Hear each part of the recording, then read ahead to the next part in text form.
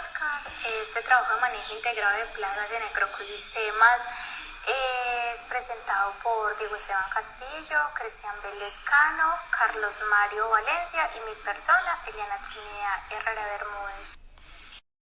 Entonces inicio estas diapositivas con las características agronómicas del café, donde encontramos la fisiología del café, la distancia de siembra, la época de siembra, el tipo de suelo, la temperatura óptima, la precipitación, humedad relativa, luz solar, selección de variedad, método de siembra y requerimientos de nutrientes de la planta.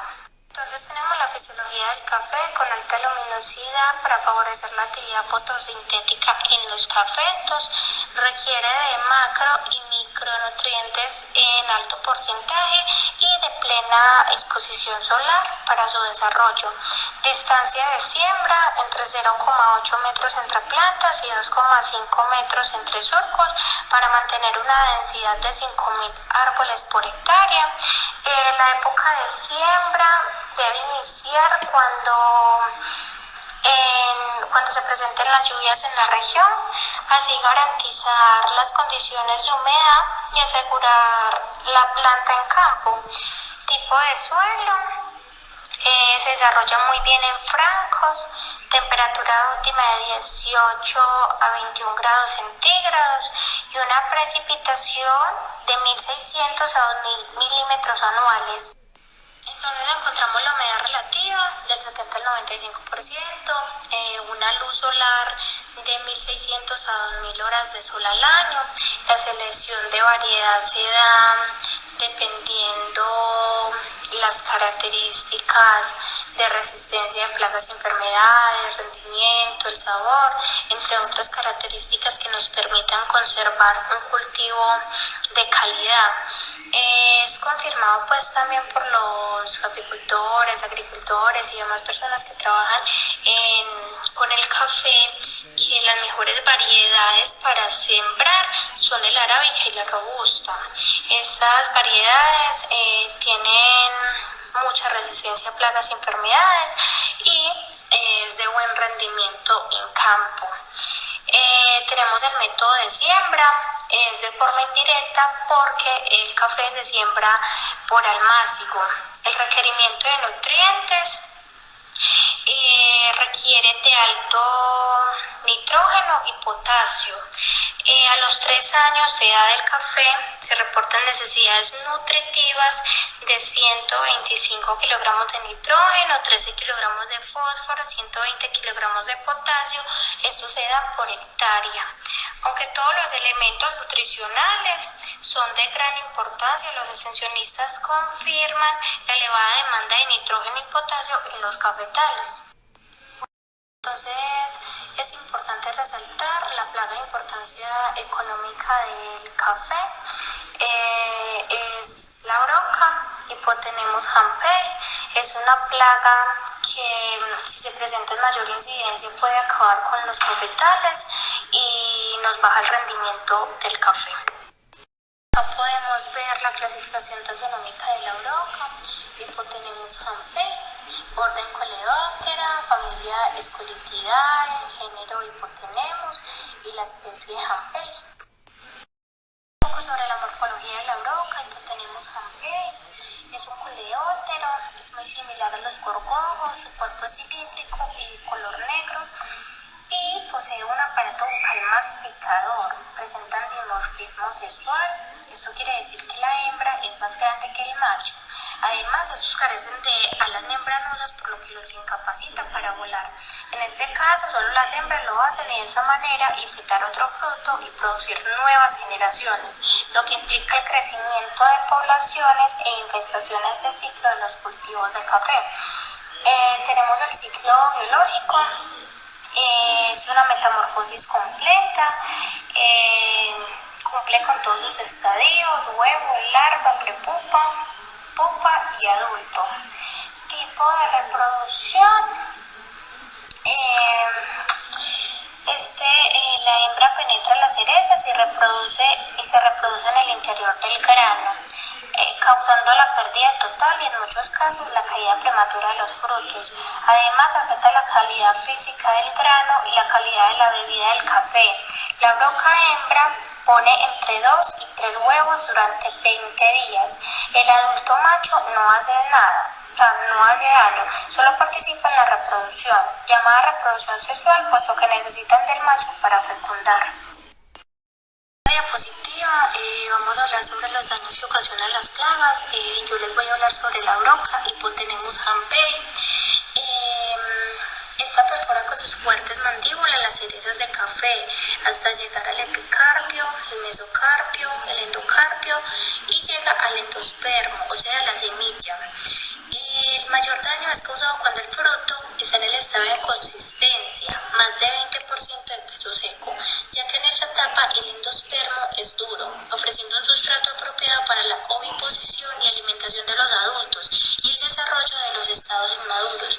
Entre otros daños ocasionados por la broca se encuentra lo siguiente: pudrición de las cerezas tiernas perforadas por la presencia de patógenos secundarios, caída al suelo de cerezas tiernas y maduras en cantidades importantes atacadas por adultos y su descendencia, pérdida de peso y calidad según los niveles de infestación de la plaga, el fruto verde ya formado, semiconsistente y en adelante, o el fruto maduro perforado que no cae, pierde peso en proporción al grano que es parasitado y comido por la broca. En esta diapositiva vamos a hablar sobre el plan de manejo integrado de plagas propuesto por el grupo. En este caso para la broca, hipotenemos hampei. Entonces tenemos el control cultural, el más conocido como el re-re. Este consiste en recolectar los frutos maduros, sobremaduros y secos que quedan después de la cosecha. Los frutos cosechados en los focos de broca deben tratarse inmediatamente con calor, con agua hirviendo durante 30 minutos.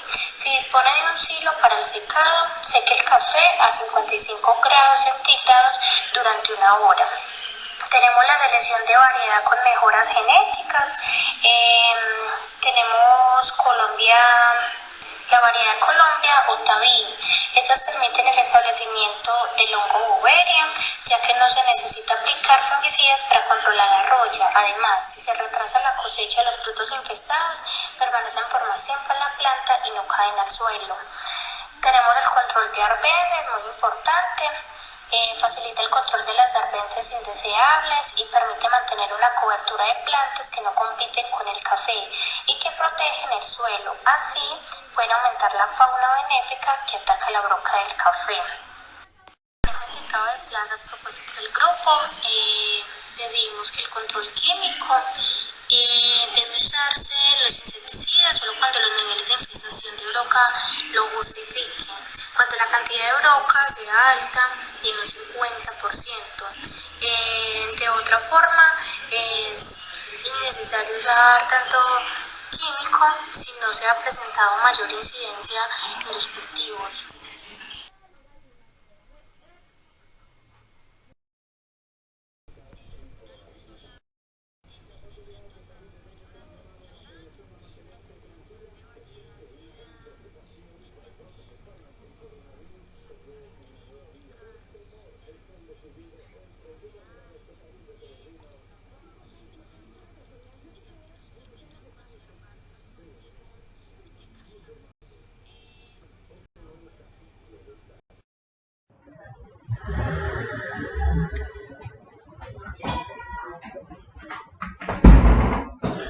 Muy buenos días, compañeros y tutor. Mi nombre es Cristian Belescano, soy del municipio de Andes, Antioquia, vinculado a la actividad cafetera. Bueno, les voy a hablar un poco acerca de los costos de producción en el manejo integrado de la broca del café, hipotenemos hampei. Bueno, acá tenemos una clasificación taxonómica de la plaga. Pertenece al orden Coleoptera, a la familia Curculionidae, género Hipotenemos, nombre científico Hipotenemos. Bueno, el daño es causado principalmente en el fruto. En ese órgano de la planta donde la hembra llega y penetra el canal de empupado y oviposita entre 2 a 3 huevos diarios hasta cumplir todo su ciclo.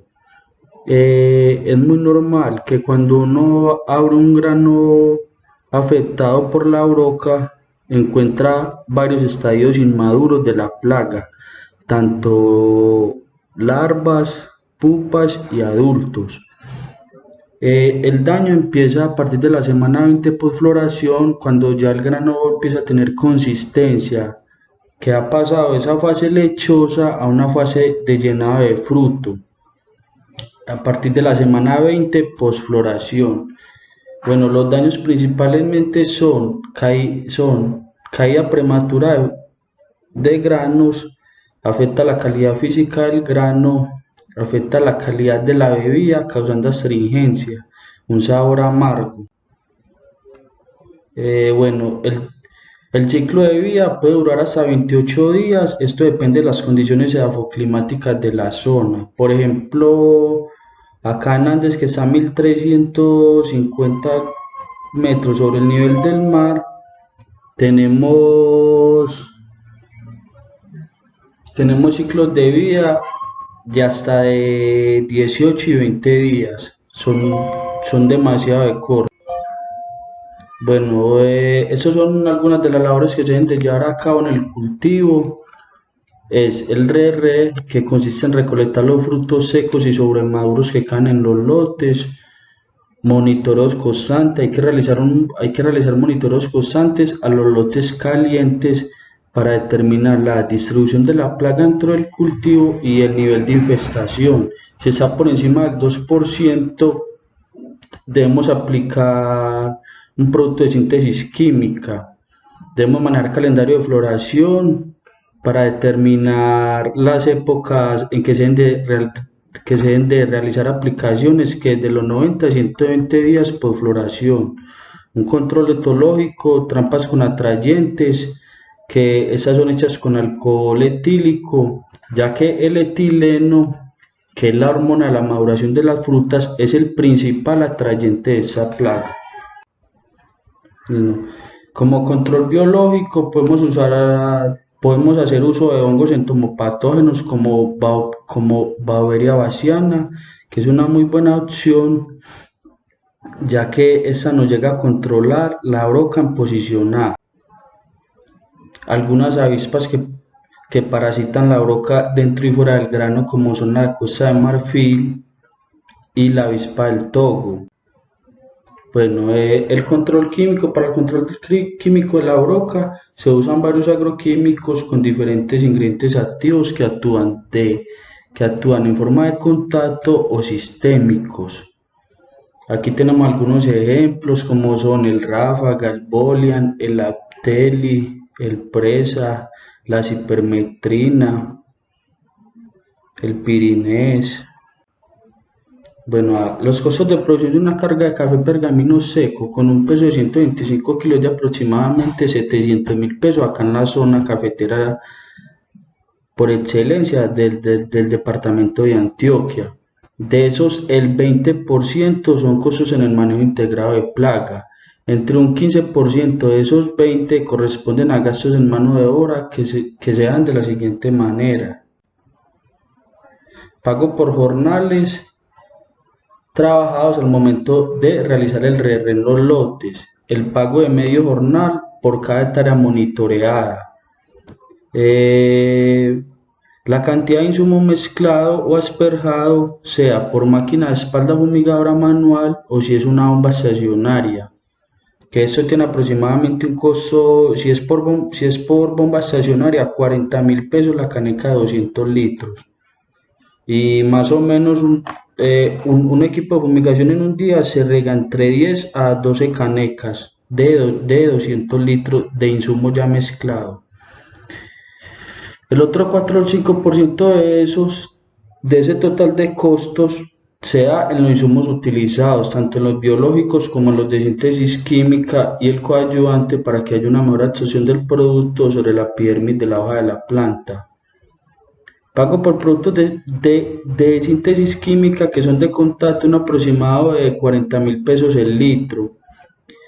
El de insumos química que actúan sistémicamente, alrededor de 200.000 pesos por litro. La dosis y la frecuencia ya eso lo determina la etiqueta del producto y el agrónomo que se a cargo del sistema productivo. Bueno, el pago de insumos biológicos como hongos entomopatógenos como la Baviera baciana, más o menos que son 30.000 pesos por libra. Hay varias empresas como Safer, Natural Control, que son unos muy buenos productos. En conclusión, los costos dependen de los insumos utilizados en cada finca, si son sistémicos o de contacto. Los costos de manejo integral de la broca para la zona cafetera del suroeste del departamento de Antioquia, exactamente en el municipio de Andes, que tiene una producción promedio de 190 arrobas de café pergamino seco por hectárea, está entre 600.000 por hectárea de café, establecida a una densidad de 6.000 árboles.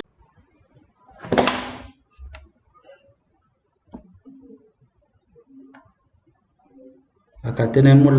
En esta ocasión me ha correspondido manejar las características agronómicas de la fresa bajo condiciones de invernadero y una de sus principales plagas. Pero entonces, para entender las condiciones bajo invernadero, debemos saber un poco de la fisiología de la fresa en su estado natural. Esta es una planta que procede del Mediterráneo. Y en el Mediterráneo tiene unas características que hay veces hay climas demasiado cálidos y hay veces hay climas demasiado fríos. La idea es que esta planta requiere de esa ambigüedad y de esos dos tipos de diferencia climática para poder cumplir sus funciones fisiológicas. La planta, inicialmente, para reproducirse, la forma más fácil de que lo haga es por medio de estolones. Como podemos ver aquí en esta imagen, los estolones son unas prolongaciones de la planta nodriza. Es como un cordón umbilical donde forma un pequeño hijo. Ese pequeño hijo es un clon exacto de la planta original y nace con hojas, raíces, con todo su sistema completo. Adelantándome un poco a otras partes, lo que se hace es que, por ejemplo, en el invernadero se baja la temperatura a 7 grados y con periodos de luz de 6 horas, de 4 a 6 horas. Esto obliga a la planta nodriza a sacar estos estolones. La idea es que en 5 meses, la planta nodriza produce estolones por 5 meses y en esos 5 meses produce 20 estolones. ¿Qué es lo que hacemos nosotros? Lo que hacemos es tomar bolsas de 12 por 12, preparamos un buen sustrato y sembramos cada uno de estos estolones. Les proporcionamos un buen riego y luego de 3 semanas de un riego ya el estolón va a estar muy bien arraigado en la bolsa que proporcionamos y luego de 3 semanas hacemos el corte del estolón y nos llevamos este nuevo material para otra parte a que continúe su proceso. En 5 meses una planta nodriza bajo estas condiciones va a producir 20 estolones, o sea que por cada nodriza vamos a tener 20 plantas más. Luego, en el invernadero, aumentamos la cantidad de luz diaria de 8 a 10, 12 horas y aumentamos la temperatura de 15 a 20 grados para que inicie su proceso de floración y fructificación. Ya las distancias, por ejemplo, ya les hablé del material que nosotros nos llevamos a otra parte. Cuando ya el material esté listo, lo disponemos en camas como las que estamos viendo aquí en pantalla y las sembramos a 25 centímetros de distancia. Y lo vamos a hacer en un diseño de triángulo. ¿Por qué? O sea, en diseño de triángulo es que comenzamos con una planta en la punta, seguimos con una planta diagonal a 25 centímetros y a los otros 25 centímetros colocamos la otra. Esto con el fin de que podamos hacer un mayor aprovechamiento de las enmiendas. Cuando está recién sembrada la planta, vamos a hacer un sistema de riego por goteo. Entonces, ¿qué es lo que hacemos? Extendemos en la mitad del invernadero una línea una cinta de riego, y esta cinta de riego la colocamos, ya vimos que las siembras se hacen a 25 centímetros. Cada línea de riego la vamos a colocar a 30 centímetros entre las plantas, y por esta línea de riego vamos a proporcionar todos los nutrientes y la humedad que la planta necesita. Luego pasamos a la época de siembra del cultivo. Usualmente cuando el cultivo está en exteriores se siembra en épocas de invierno, para que cuando inicie el verano, entonces no tengamos problemas de botritis, ni de pudrición, ni de mallogración de las frutas. Entonces es muy importante. En invernadero no hay ningún problema, lo podemos hacer en cualquier época del año, pues porque obviamente estamos trabajando bajo condiciones controladas.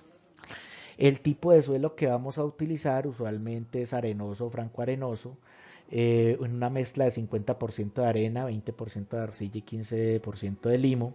El pH va a ser ligeramente ácido, 6.5, y requiere un 5% de materia orgánica.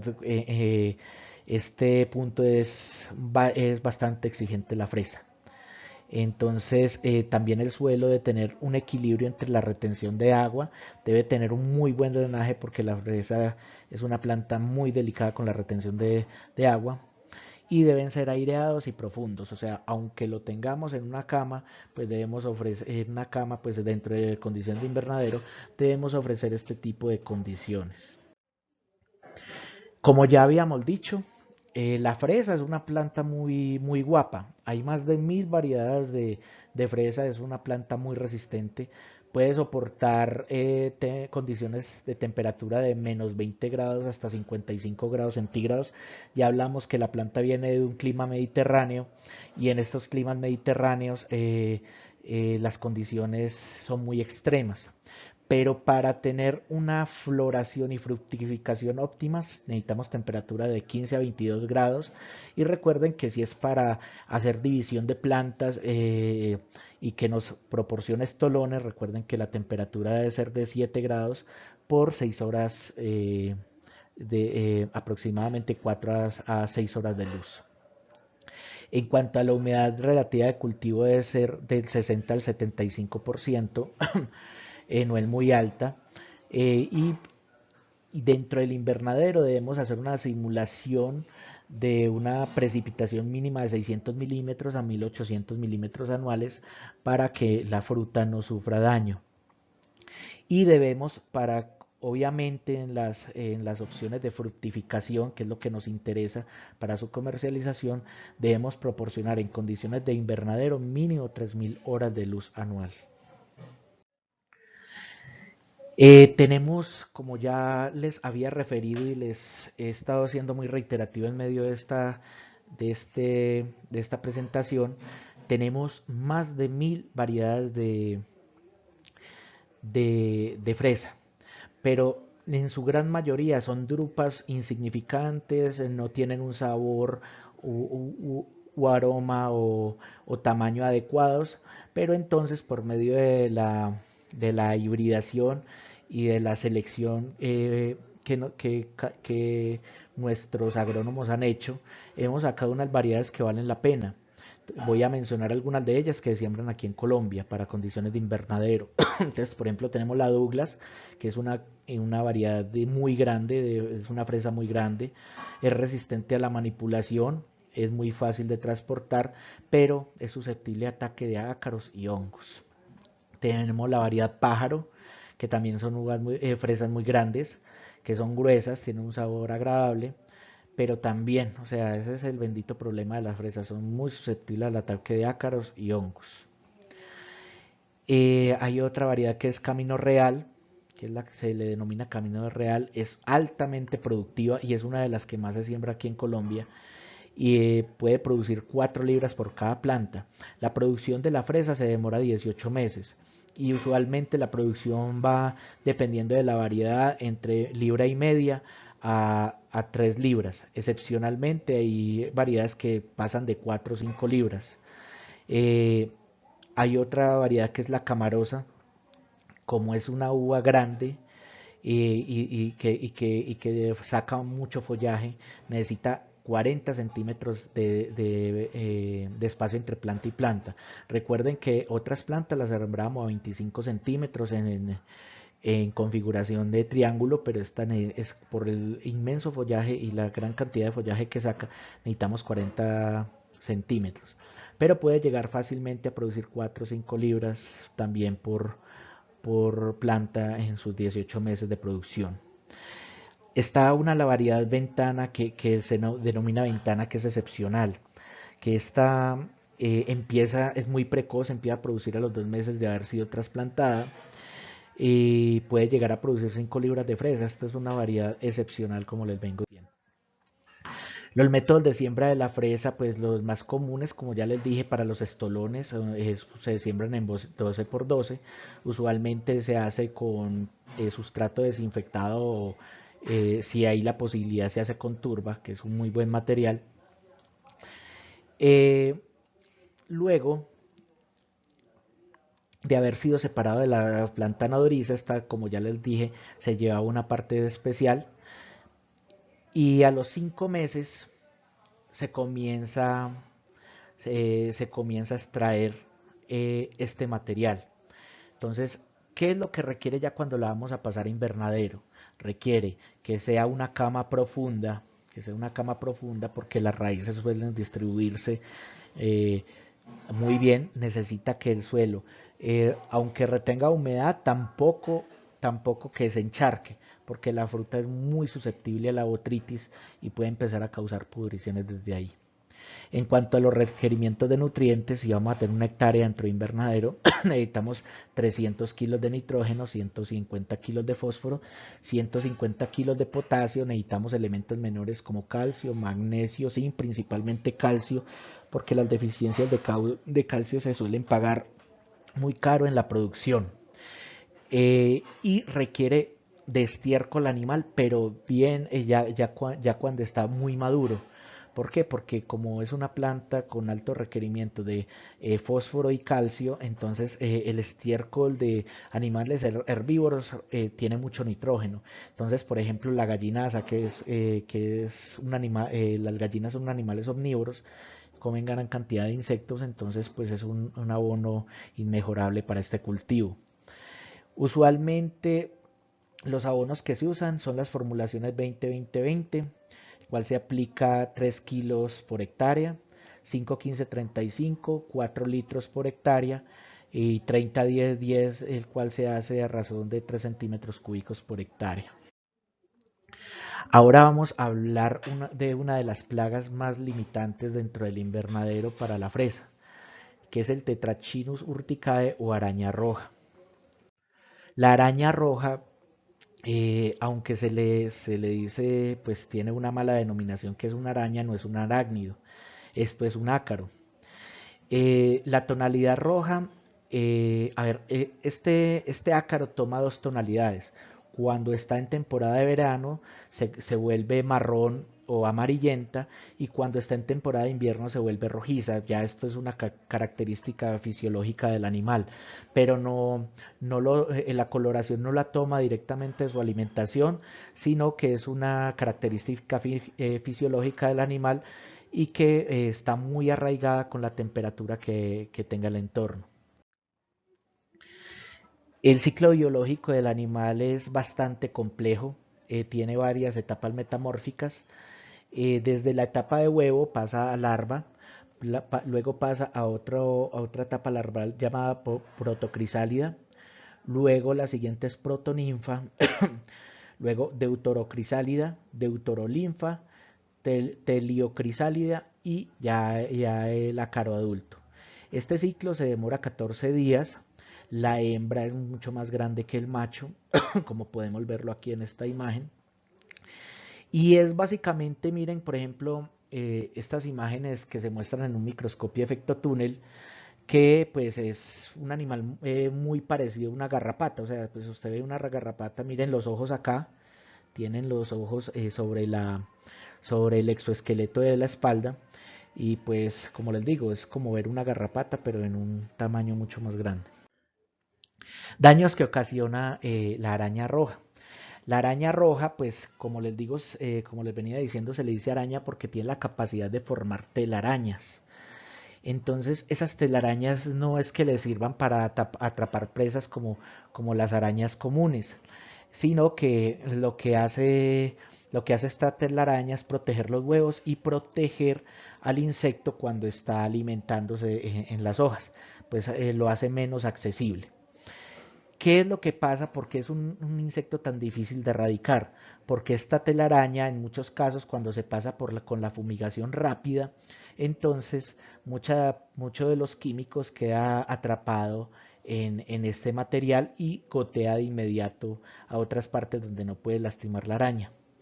Los daños que causa la araña en las hojas es que cuando clava su estilete, entonces va dañando todos los pequeños vasitos que tiene la hoja, por donde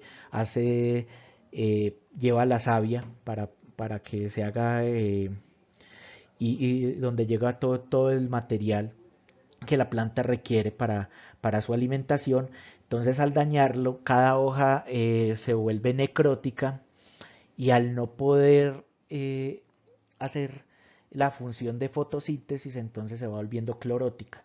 Entonces, primero se vuelve clorótica, después una necrosis, se cae y la planta pierde, pierde sus recursos para poder hacer el proceso de la fotosíntesis.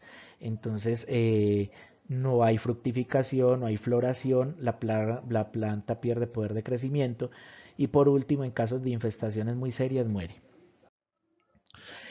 Eh, los productores o los agricultores utilizan moléculas muy fuertes para poder, para poder erradicar este ácaro, pero por malas aplicaciones, entonces muchas veces o el ácaro crea resistencia o no funciona. Entonces utilizan los componentes activos dicofol, propargite y oxitioquinox. Sí, ya pues es los nombres que están entre paréntesis, como son el rusfol, el kentantle, el omite y el morestan, ya son pues los productos que se venden. Pero estas son moléculas bastante persistentes y bastante tóxicas. Para uno poder hacer un plan de manejo integrado de plagas dentro del invernadero para esta araña, entonces todo empieza en medidas sanitarias en el invernadero. ¿Cuáles son estas medidas sanitarias? Colocar material, que todo el material, las camas, los parales donde van a ir las camas, que el sustrato esté desinfectado, que cuando vamos a ingresar las plantas garanticemos en un 90, no, en un 90 no, en un 100% que no hay signos de la araña, porque si llegamos a meter con un solo material infectado que metamos, ya pues el cultivo, pues si no le hacemos los manejos adecuados lo podemos dar por perdido. Entonces, las medidas sanitarias cuando se monta el invernadero de fresas son importantes.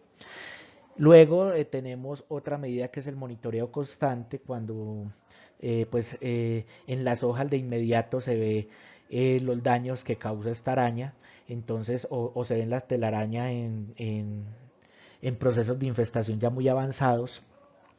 Entonces, pues es importante que estemos monitoreando constantemente, diario, 3 veces al día y semanalmente. O sea, no podemos bajar la guardia con este ácaro tan peligroso. Valga la aclaración, nosotros lo primero para cultivos de certificación exportación, pues nos van a medir siempre que las moléculas, las aplicaciones de moléculas, venenos, todos estos agrotóxicos sean bajas.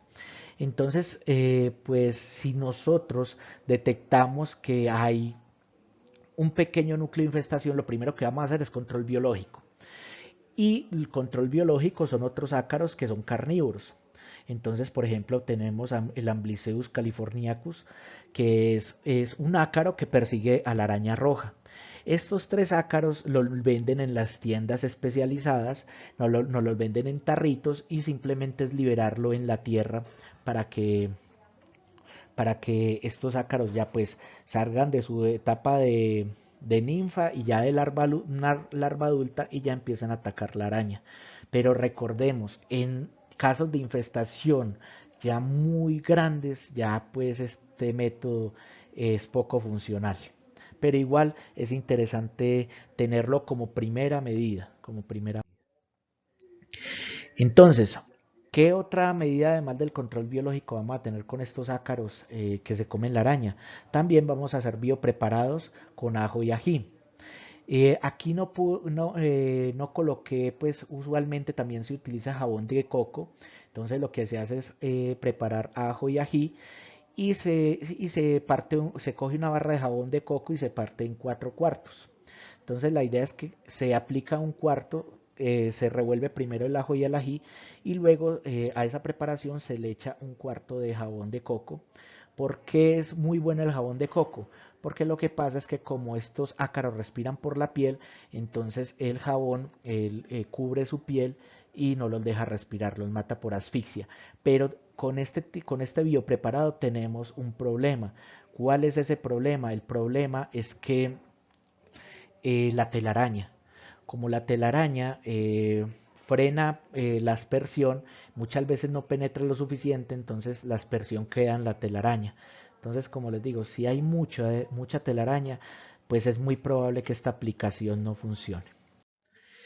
Y ya por último, ya pues si todas las medidas fitosanitarias, control biológico fallaron y los biopreparados fallaron, pues desafortunadamente tocó usar los componentes activos Dicofol, Propargite y Oxitioquinox. Pues la idea es no llegar a esto, pero para no llegar a esto, ¿cuál es la recomendación principal? Que en invernadero metamos que todo el material que entre en invernadero esté totalmente desinfectado. Eso es una de las soluciones más eficaces para no tener que llegar a esto. Y obviamente sí, el control biológico no es malo, si podemos liberar los ácaros que ya vimos que consumen la araña, no hay ningún problema. Bueno, esta es la bibliografía consultada. Espero que mi explicación haya sido lo suficientemente clara y les agradezco mucho por esta oportunidad. Son muy amables. Muy buenos días compañeros y tutor, mi nombre es Cristian Belescano. Yo les vengo a hablar acerca de los costos en el manejo integrado de la araña roja, Tetranicus urticae, que afecta a un gran número de especies de la familia Solanaceae. También nos afecta el aguacate, el café. Bueno, es de gran importancia ya que nos ocasiona daños directos en diferentes órganos de la planta. Esto es debido al hábito alimenticio de la plaga. El daño, bueno, las formas móviles del ácaro, que son las larvas, ninfas y adultos, se alimentan extrayendo el contenido de las células de los tejidos, las cuales adquieren coloración blanquecina y más tarde amarillenta y marrón cuando se necrosa. Los daños en las hojas se producen en el envés y se manifiestan por zonas amarillentas en el haz. Esto afecta directamente la actividad fotosintética de la planta, reduciendo la fotosíntesis. Por ende, va a causar enanismo, un retraso en el desarrollo de la planta que se va reflejado en la producción. Bueno, estas son algunas labores culturales que debemos de llevar a cabo dentro del cultivo, dentro del invernadero, para asegurar un adecuado manejo integrado de la plaga. Bueno, los monitoreos de la plaga en invernadero deben de ser implementados periódicamente. El monitoreo se basa en revisar con una lupa el envés de 2 a 3 hojas por planta en el tercio superior y medio de la planta, iniciando en los bordes de las parcelas o el invernadero, sobre los caminos. También es recomendable colocar una hoja papel blanca debajo de las hojas y brotes de los cultivos y mover y sacudir para posteriormente evidenciar si tenemos adultos de la plaga para realizar un control. Colocar mallas en las aberturas laterales de los invernaderos y sobre las puertas y más que todo por la dirección donde entran las corrientes de viento. Colocar una doble puerta en los invernaderos para evitar la entrada de la araña al cultivo. Mantener una humedad relativa del 60% dentro de los caminos y pasillos de los invernaderos. Esto es con el fin de no generarle las condiciones óptimas a la proliferación de la plaga, ya que esa se nos dispara con humedades relativas altas y temperaturas altas. Algo muy importante es desinfectar la ropa, el calzado, herramientas que utilicen los operarios en campo. Bueno, el control biológico se puede hacer por medio de la liberación de depredadores naturales como las crisopas, que son depredadores, o el uso de hongos entomopatógenos como el caso de Metarrhizium anisoplidae, que me controla de manera natural la plaga. El control químico se basa en el uso de acaricidas de síntesis química, como aquellos con ingredientes activos como la abamectina, pirimifosmetil, bifentrina, son una buena opción para el control de plaga. Además, podemos utilizar un azufre coloidal en concentraciones bajas y un aceite mineral para poder encapsularlo y realizar aspersiones dentro del cultivo. Bueno, esos son los costos. Los controles por ciclo se realizan 5 controles. Aquí vemos los costos. Entonces tenemos el regulador de pH para regular el pH del agua, un costo aproximado de 40.000 pesos el kilo. El costo de la acaricida son 200.000 pesos. El costo del azufre coloidal son 35.000 pesos. El costo del aceite mineral son 20.000 pesos por litro. Las crisopas para la liberación valen a 35.000 por la libra. El costo del hongo entomopatógeno Metarrhizium anisoplidae por libra tiene un costo de 45.000 pesos, que los podemos conseguir en empresas como Safer o Natural Control. El costo para el jornal de monitoreo de 35.000 pesos. La instalación de cortinas plásticas 150.000.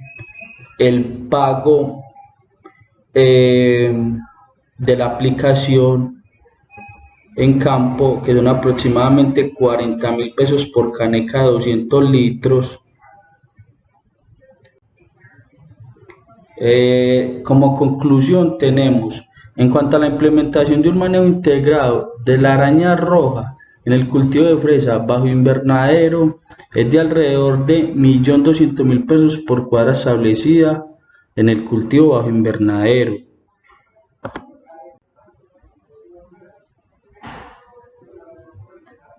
Muchas gracias, compañeros. Feliz